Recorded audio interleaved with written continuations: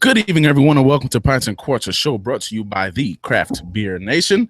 It is Thursday, March 23rd. We are almost 3 months into, we are 3 months into the year. It's flying by, and we're still trying to have fun here.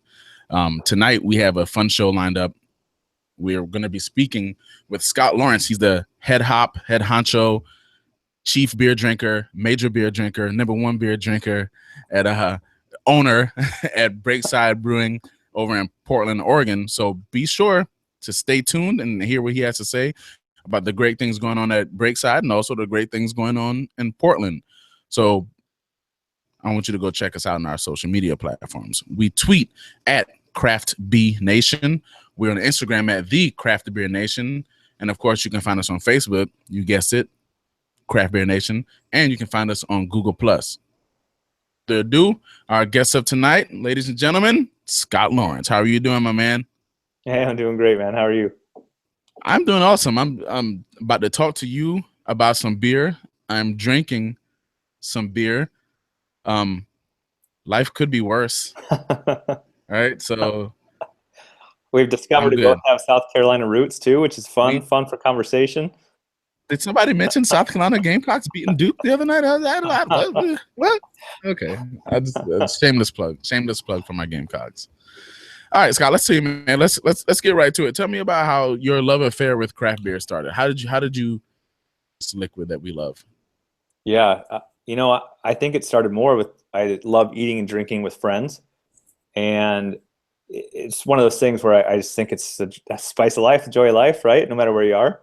And I had actually talked about a lot of different avenues to get into that, whether it was a beer bar, a wine bar, or a coffee shop. I wasn't really sure. And about 8 years ago, I went on a kayaking trip in Alaska with some buddies, and we were out in the wilderness for a number of days, like the sea kayaking expedition where we didn't have any drill training. We just rented kayaks and paddled north into the ocean for 5 days. And afterwards, once we made it back to Juneau, Alaska, we went to the Alaskan brewery in Juneau and drank ourselves silly.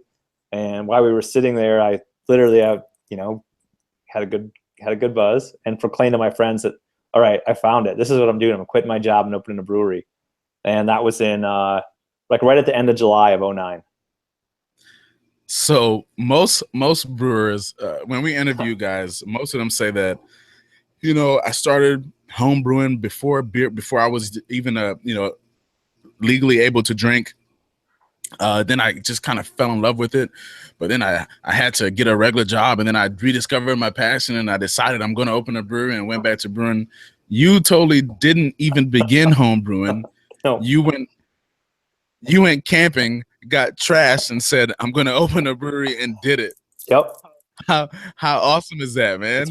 It's been fun for sure. First of all, you're crazy as hell for going to Alaska and just renting a kayak and just paddling into the ocean for 5 days. But if you do that, it's not surprising that you decide to come and just open a brewery on the whim and do it and be successful at it. So how long ago, what year was this when you decided that you were going to open a brewery? Yeah, it was July of 2009. I just moved to Portland, Oregon from Charleston, South Carolina, hence our Gamecock talk. And I thought it would take a few years to get open. So I was selling software at the time, and I started hanging out at Widmer and Deschutes here in Portland and asking questions. And like most things, good or bad, I tend to dive in. So after I got back from Alaska, I had a lease signed on the building that we opened our first place in within 3 weeks of being back in town. I rode my bike. I took out the map of all the Portland breweries. And from my house, I could ride my bike to like 50 breweries back then. Now it's more than that, but back then it was like 50. And I took out the map that showed where they all were. And there were 2 big gaps where people lived, and there wasn't a brewery, a brew pub. I thought not everybody needs a brewery the size of Widmer to Deschutes in town, but people like to have a brew pub in their neighborhood. So I circled those gaps where there wasn't one, rode my bikes through those neighborhoods, and I ended up finding like this awesome building that still had dirt floors and needed some walls and stuff, but signed a lease on it almost right then and there and dove in. And I told everybody that I knew that I was quitting my job in a brewery. So people came out of the woodwork saying, so-and-so I know wants to be a brewer and so on. And I ended up meeting our now head brewer. He's been with us basically since we opened, Ben, through a girl I played Ultimate Frisbee with. So it just that was going to be my next question. Like, so how did you find a head brewer? And you just kind of, just by word of mouth, you found a few guys who were looking to brew beer, right? Yeah, more or less. I mean, I met a couple different guys, and the one guy wasn't able to basically like not get paid for 6 months. We needed somebody that could like hang out and help things out and not get a paycheck for 6 months. And Ben Edmonds, who's our head brewer still, and my partner in the project now, was able to do that. He has kind of own little thing going on. He was okay hanging out, and we were able to kind of get up and running and get everything started, and then bring him on. So let me ask you this: there are a lot of brewers and brewery owners have written books about getting into the craft beer game. I think Sam Calagione from Dogfish Head, he wrote a book. I can't remember the name of it, but also Jeremy Cowan from Schmaltz Brewing wrote a book as well, Craft Beer Bar Mitzvah, and it's all about how he opened his brewery. So there's literature out there to tell you what to expect, right?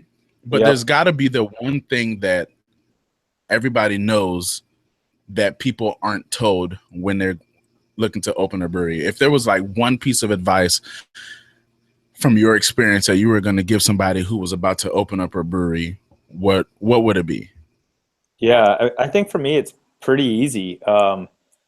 So much I think about people enjoying drinking and eating is about the atmosphere in which they're doing it. And I think it's important to open a place where people want to sit and hang out. I think so many breweries and brew pubs open in a generic rectangle in a poor location. And for us, when we started, so many things wrong. I didn't know what the TTB was. I didn't learn what the TTB was until 2 months before we opened.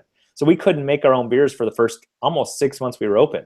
But we had this beautiful location on a corner with rolling glass garage doors, high open wood ceilings. It was on like 3 different levels. So it just a really pretty aesthetic. So while you're sitting there, you've got a lot to look at and just kind of enjoy the space.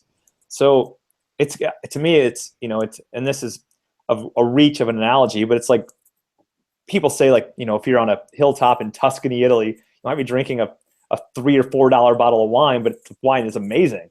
And it's because you're sitting on a hilltop in Tuscany, right? And same thing with beer. We were talking about Sierra Nevada's new brewery, and this doesn't really work because Sierra Nevada's beers are awesome.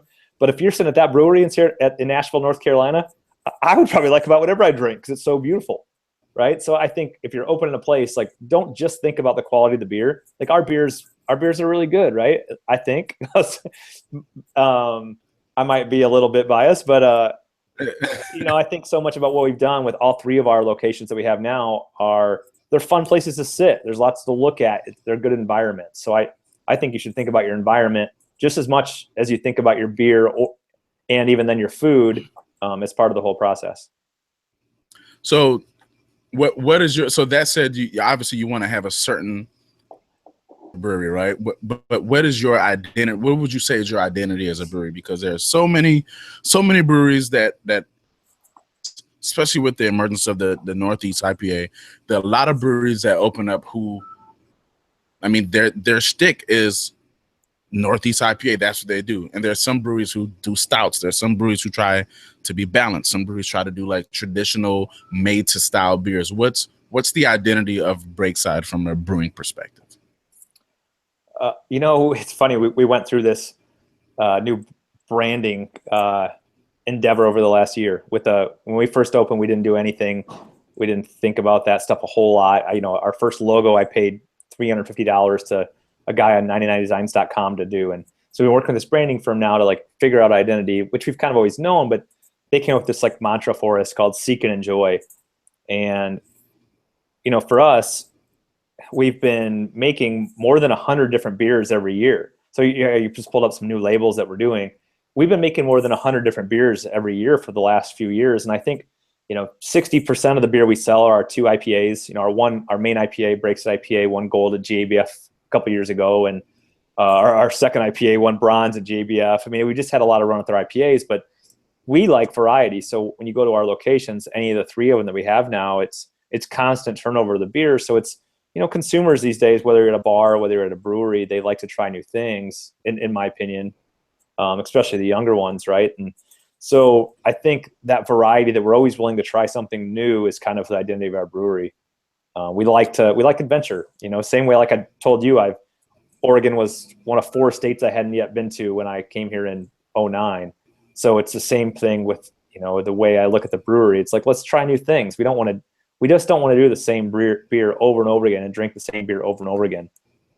It's fun to try new things. So let's, speaking of your beer, and the one I have up on my screen right now, this is your Wanderlust. Can you speak a little bit about this one? Yeah, that's actually, it's our kind of we call it internally our second IPA. Breakside IPA is our, some people call it our flagship, whatever. It's a big Citra hop, like big full IPA, and it took off so much we couldn't get Citra hops. We needed to make a second IPA, so we did a little more traditional, crisp, clean West Coast IPA, and that's what this Wanderlust is.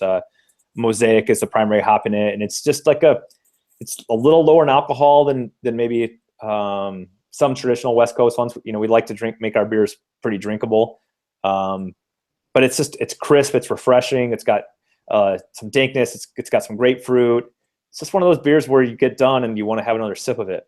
That was classic West Coast IPA, right? Yeah, I mean, it's one of the things I think that's important, and every brewery's different, right? But like, I didn't want to make beers that were so big and bitter, or us to make beers that were so big and bitter that you had to take a sip of water between your sips of beer. I wanted something that cleaned your palate. It was fun to drink. That was quaffable, easy to drink. Yeah. So I mean, everybody likes different stuff, but these labels are fun. These are just rolling out on our bottles like right now. They're gonna hit the market this week and next week. Cool. And this Pilsner right here, this is just like maybe a traditional Czech Pilsner, or crisp, like North German Pilsner. Okay. And we actually bring in all the ingredients for Germany for it. So we bring a container ship over about every month from Germany, with all the raw materials outside of water, really. We don't bring the water over. That'd be a little bit cost prohibitive, I think, but I'll say. Yeah. That'd be neat if a brewery started doing that. I don't know that it's neat. We have pretty good water in Oregon, but yeah, just a traditional North German Pilsner, really refreshing with a little hop bite on the finish. I imagine that's a pretty good seller, especially like in the summer months. Yeah, the Pilsner Shell is great. It certainly doesn't sell like an IPA does. IPAs are a top selling beer everywhere, but this is our number 3 seller. It works great, and that's I now drink mostly that kind of stuff. I love the crisp German lagers and even some of the sour beers. And this is your flagship beer right here, right? The Breakside IPA. Yeah, this is the one. I mean, at this point, Wanderlust and Breakside IPA are getting closer to total volume sales, but this beer won gold at JBF in 2014, and it's won best beer in Oregon and just a bunch of other stuff. I mean, Wanderlust has won a lot of things too, but this is still the one that kind of leads the way for us. Awesome. And this right here, this is your regular lineup, your time. Those are our most packaged beers. I mean, the passion fruit is one of 3 of our seasonal sour beers, and then that India Golden Ale is one of 3 of our seasonal or another seasonal lineup that we have that includes another IPA and then a salted caramel stout. So we always have the Wanderlust, the IPA, the Pilsner, and the lunch break, and then we've got a couple other ones that rotate. And this is before we get to our sours and our barrel aged products. Okay, awesome. So, how big is your brew house right now? I know you said you started with a place that had dirt floors, so you got to build it essentially exactly how you wanted it to. You wanted to build it. Well, we didn't have any idea what we were doing, so we didn't build anything. Like, we started with the Sabco Sam Calagione unit. We were at when we met, in Boston just a couple of months ago or a month ago, whenever that was. We were at Italy one night, and Sam and I were behind the bar upstairs at Italy. There was like a private event, and we were pouring ourselves mostly beers, and we were talking. And he and I have met a number of times, but I mentioned it to him again. I'm like, we started with the Sabco. And we started the Sabco and plastic fermenters because we had no idea what we were doing. And then we looked at that and we're like, we can't use this. I don't think we ever really made a batch on it. We ended up like selling it and buying a 3-barrel system from Premier Stainless in San Diego. Ben and I went down to San Diego, checked them out, had an awesome time, and bought that system. We started with the 3-barrel system with a 7-barrel tank and a 3-barrel tank. And then added 2 more 7-barrel tanks in the basement of our first brew pub. I mean, it was nice. When it got delivered, I didn't really measure the widths right. And so we had to take the whole door apart, take the jar off it, and cut into the drywall and slide these tanks down these stairs to get it in the basement. I mean, it's ridiculous. It's got to be like, but that's like, World Beer Cup. We won 4 medals at World Beer Cup in Philly when we were there in May, and 3 of those beers came out of that basement brewery. It's terrible. The floor drains are like an inch wide. Like it's a ridiculous area. But and then from there we were in that for just a little over 2 years, and we decided to open a production facility. So we opened a 30-barrel production facility that'll do somewhere around 25,000 barrels, 26,000 barrels this year. And then we just 2 weeks ago opened another 10-barrel brew pub, which is like seats almost 400 people on 3 levels with fire pits on the roof and fire pits on the sidewalk. It's an over-the-top space. So it's been pretty fun. That first spot I mentioned to you, I sold my car, my 401k, everything I had to get open and help frame the walls and help pour the concrete. So everything kind of leans a little bit to the side. It's all kind of funky. And now to open this last space and have, real architects and real designers helping us do it, it's been a cool process. So what was I know you said this year, I think you said you were wanting to do like 26,000 barrels. Yeah, somewhere we'll do probably someplace between 25 and 28,000 barrels this year. What was your output for 2015? We were right at 20. Oh, 2015? Okay. Yeah. I'm sorry. 2016. I'm living in it. Yeah, we were right 2016. We were right. Yeah, I know. I forget what year it is sometimes too. We were right at 20 last year, or like a couple hundred barrels under 20. So nice gradual growth. Yeah. It's been kind of, we've been growing kind of between, most years pretty close to 50%. And we don't have any salespeople, and we don't do 6-packs. We just hired, we actually just did, I take that back. We just did hire a couple salespeople just for here locally, but most of the markets for them, we don't do any sales. We've never spent a penny on advertising. It's just, we've been lucky to be able to do good in our home market and then sell some beer where we like to travel to. I think people who've watched our show before, they've heard me say that, there's for the longest, for the last 5 years, well, let's say for the last 3 or 4 years, we've been in a craft beer bubble. And I don't think that's true. I think we're running the hops before we hit a craft beer bubble. And it's because I think there are several different models that work. You don't have to be Sierra Nevada. You don't have to be New Belgium. You don't have to be Sam Adams or Stone. You can comfortably live and sell beer selling 25,000 barrels a year, or 5,000 or 2,000.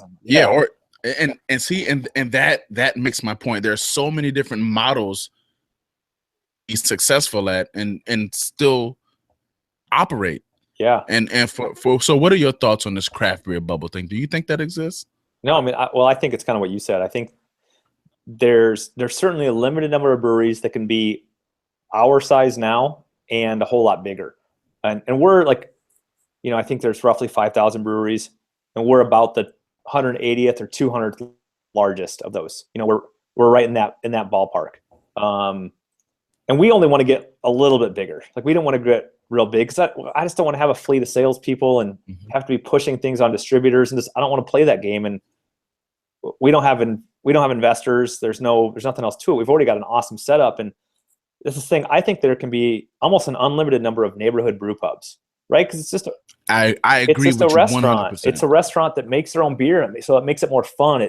And also you look at a brew pub, right? Like, when I first started doing it, when I first started to open, I was talking to some friends in Charleston, some kind of wealthy older guys. They're like, "What are you doing? You're opening a restaurant? You know the failure rate on that stuff?" And I'm like, "Well, sure, but the failure rate on a brew pub? It's pretty low."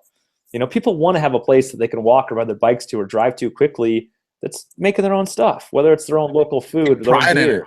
Yeah. And they take, yeah. So I think you can have 5,000 more of those around the country and no problem at all.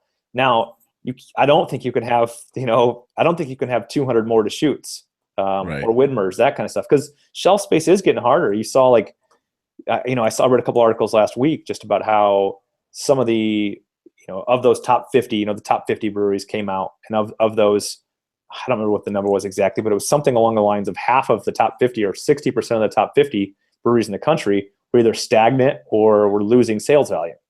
And it's, I hear our distributors, the handful that we have for sure, talking about all the time that so many small breweries popping up and that self-distribute, and people like change. They like those new things. So I think you're going to have more of that, and it's going to be harder to keep permanent tap handles. It's going to be harder for shelf space because there's a limited amount of that. But if you want to play in that smaller end and small to mid-size end, I think that's a pretty fun game to be in, and is really rewarding. And I think there can be a lot more of that.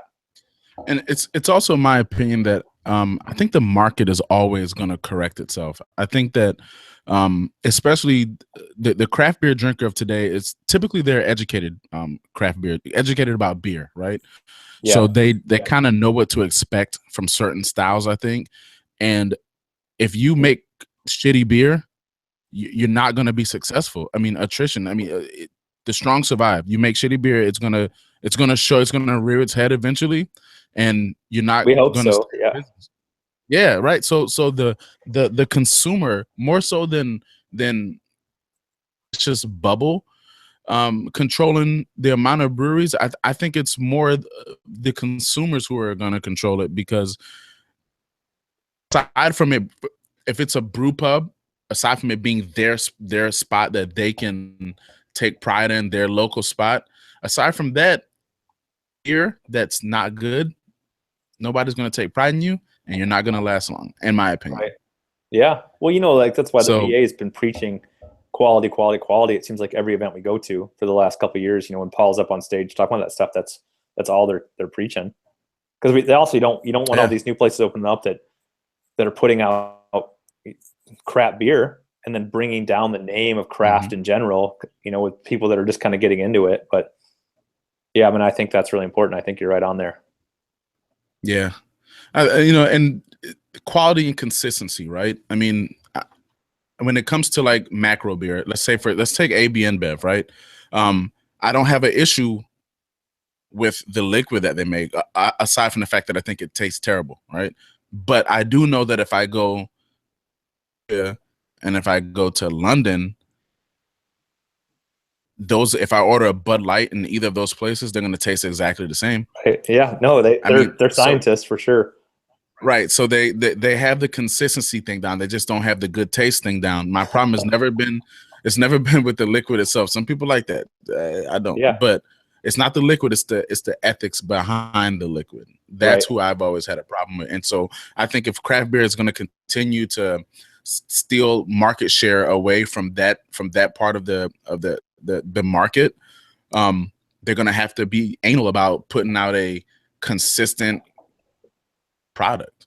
Oh, for sure. Especially now too with the big guys with Budweiser and Miller Coors, and to a lesser extent Constellation, buying these craft breweries that are doing well in different areas and trying to keep them as craft. And it's an interesting ball game, because those guys are still like making good beer and they're owned by the big guys now. So it's important if you're going to be doing stuff to obviously be putting out a good product. Yeah. So let me ask you this. So you're in Portland. We were speaking a little bit. We were speaking a little bit before the show started. It's pretty well known that Portland is probably not the most diverse city in the country, right? and oftentimes, not maybe the most diverse, but one of the most accepting. Right. But not a lot of diversity, but a whole lot of tolerance and acceptance. Yeah. What's your take on minority involvement in craft beer? Like, what do you think needs to be done to increase minority involvement in craft beer? That's never a question I've been asked or even thought of. Well, let me give you my perspective while you think for a second. All right. Okay. I got quick answers though. Okay, Go ahead. go. Shoot, go. Well, my first thing is that right now in the areas where that are more diverse, so like big inner cities, big cities, and especially the South, like there aren't as many craft breweries.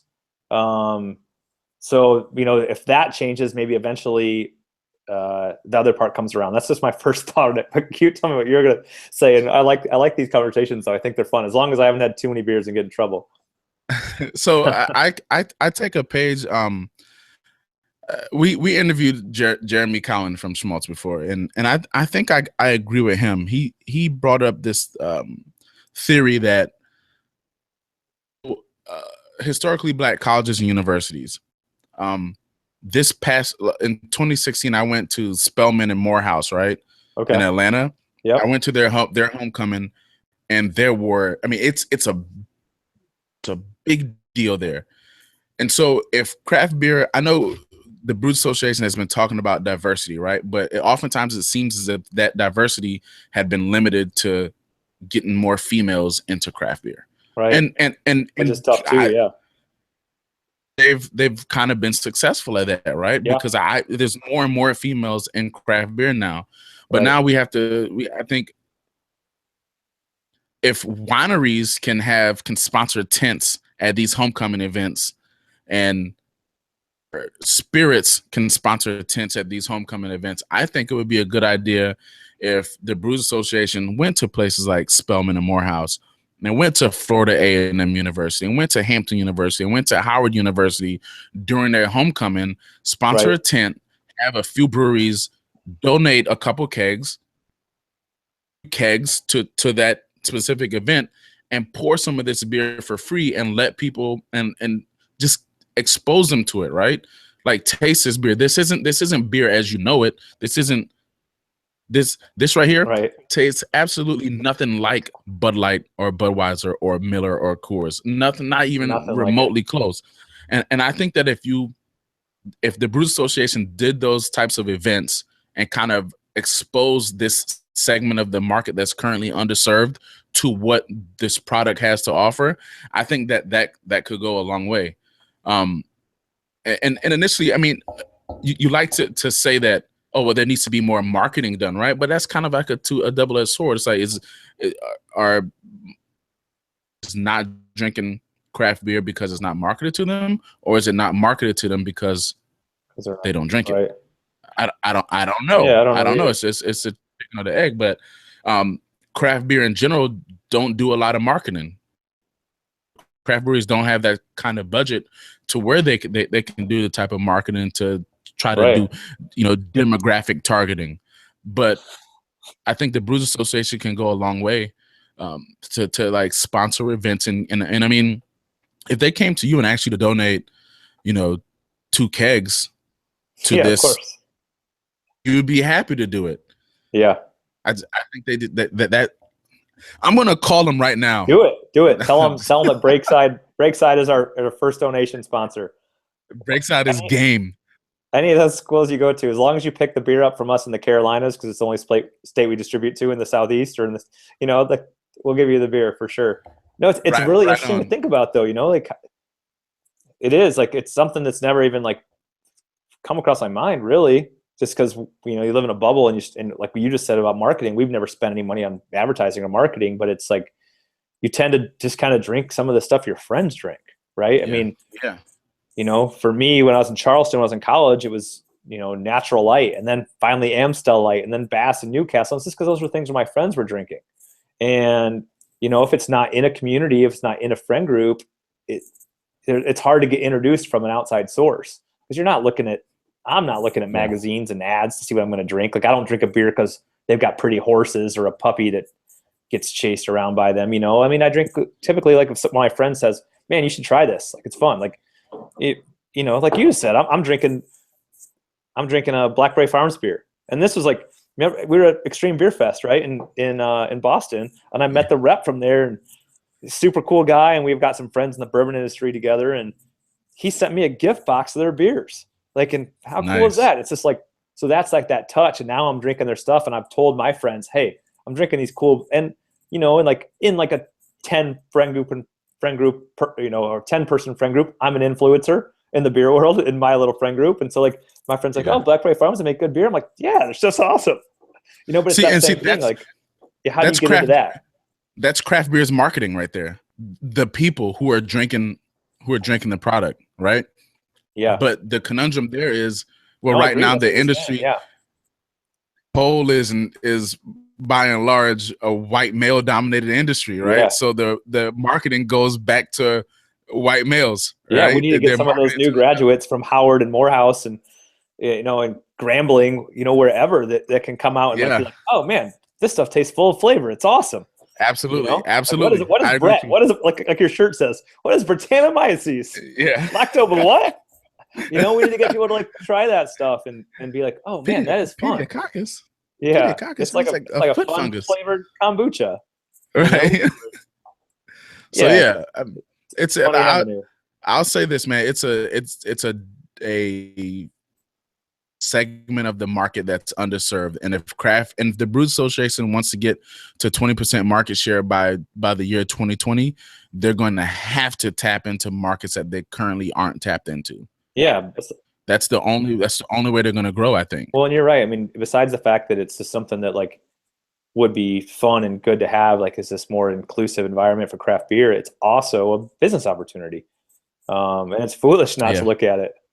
But I don't know that I don't know anybody that is.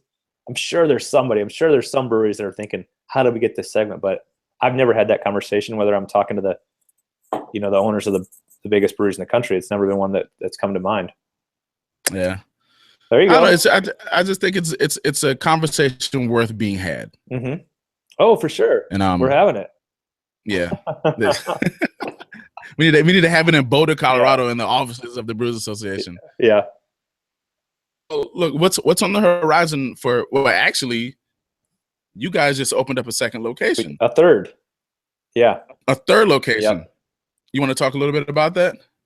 Well, it's kind of what I mentioned earlier. It's been just this fun project that our first place is kind of in not far northeast, but it's 4 miles from the pinpoint center of downtown. And people in Portland, we have so many eating and drinking options. If they're going to travel 4 miles, they're packing like a lunch and a snack to take along with them in case who knows what happens. So like people don't travel as far, but our first pubs worked out great, but we kind of always wanted to have some kind of showpiece place in the middle of town. And that's what we have now. We weren't looking to do another project, but we were approached by a developer and in this kind of hot area of inner Northwest Portland. And we saw the building and fell in love with it. We were initially going to put a 5,000 square foot pub in, but it's got 35-foot ceilings, open wood rafters and skylights. And on the backside of this big organic grocery store, apartments everywhere around it. And after we were like starting to build or starting to do all the architecture, we walked in like, we should really put a second level in here. And we weren't going to even put a brewery necessarily because we make all the brewery at other places. It's like, it's so expensive to put a brewery in, but I'm like, that's inauthentic. Like, why just put another pub just to sell beer for another location? It's boring. So we spent a whole bunch of money and put a total bells and whistle decked out brewery in it. We call it our hop lab, so we can really focus on playing with hops and see what comes out of it. So we put a 10-barrel system in the middle of this place. And so but at this point we have a 10-barrel system. We're building the second level. And one day we're in a meeting. I'm like, well, has anybody been on the roof? And it's like, nope. So we took this fire escape up this tiny little narrow chute enclosed in darkness and popped out on the roof. And we've got views of the city, views of the bridges, views of the West Hills. I looked at our CFO and I'm like, we're doing this. He's like, oh God. Okay. And we're like, so we're doing that too. So it's just been this just big fun adventure. And it's one of those things where it's fun for our staff, fun for our brewers, because they get to come over to this place as well as our first brew pub and try new ideas out. And if those go well, they're well received, and we make them at our larger facility. And so it's just one of those places where we get to play and have fun, and it's got really good energy and a great vibe, and it's kind of right in the center of the mix in Portland. Cool. Do you guys have any festivals coming up that you're going to be pouring at? I don't know. Yeah, I'm sure there's some. I was just at the Kona Brewers Festival in Hawaii. That was great. Hard life you live, man. Oh, yeah, I told you we only distribute where I want to travel to at this point. So we're in New York and Boston, the Carolinas, Arizona, Hawaii, Colorado, and British Columbia, and then Oregon and Washington, of course. But 80+% of what we sell is in Oregon and Washington. But I don't know. We're going to go to the Extreme Beer Fest, the one in LA. They okay, cool. Yeah, so they're starting that one, I think, for the first time. Yeah. We'll be at JBF, of course, but I don't really know what else. That's cool. I know I should know about that stuff more, but it's all good. That's not me now. Yeah. What about upcoming releases? Anything you want to talk about? Well, so this year we're probably going to make 140 different beers. So between our 3 places, last year we did 105 or so. So we've got a lot of stuff. We are going to start maybe in Oregon and Washington doing 6-packs. We've never done that. So those 25,000 barrels I mentioned is just draft in 22-ounce bottles.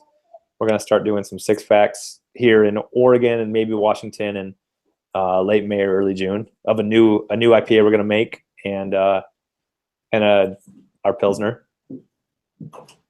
But, okay. Yeah, nothing else. There's just always constant stuff, but most of the stuff we do, we'll send our seasonal stuff. We've got a India Golden Ale that we do every year, and we'll send that to Arizona and Colorado and those other places. But most of the stuff you can just get here in Oregon and Washington. Cool. Our little area of the country. I'm going to get to Portland at some point. You gotta come look us up. Absolutely. I would. The Great Notion we were talking about earlier too. Yeah, absolutely. Those are great guys. I would dare not come to Portland and not look you up. So consider that. If you come out, we'll make a beer with Great Notion at our place. Do a collaboration beer, and you can help us do it. Come on. I'm serious. I told you all those guys were in our place yesterday having lunch. Just come out. Shoot me a note. I'll hold you to that. Give me at least a month notice, and we'll make a beer with Great Notion. You can help us brew it. For sure. Roger that. My wife is going to dinner with her friends, so I've got my daughter now. Hi. I'm gonna let you get out of here, Scott. Man, thank you so much for giving us a little bit of your time and telling the people about Breakside, and best of luck. And I promise you, I'm gonna get to Portland, and we're gonna make a collaboration with Great Notion. Yeah, that's funny. They don't know it yet, but hey, I really appreciate it. This was fun. I mean, we met at Boston at the Extreme Beer Fest, and now we're here hanging out for a little bit. It's been a good time. Absolutely, man. Thank you so much for your time. Cheers. So cheers. Yeah. Hooray, hooray. See you later. Good night. Good night, ladies and gentlemen.